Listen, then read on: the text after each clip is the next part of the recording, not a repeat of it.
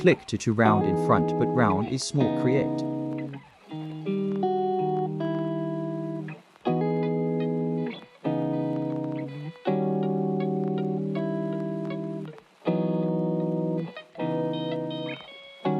Click to box create.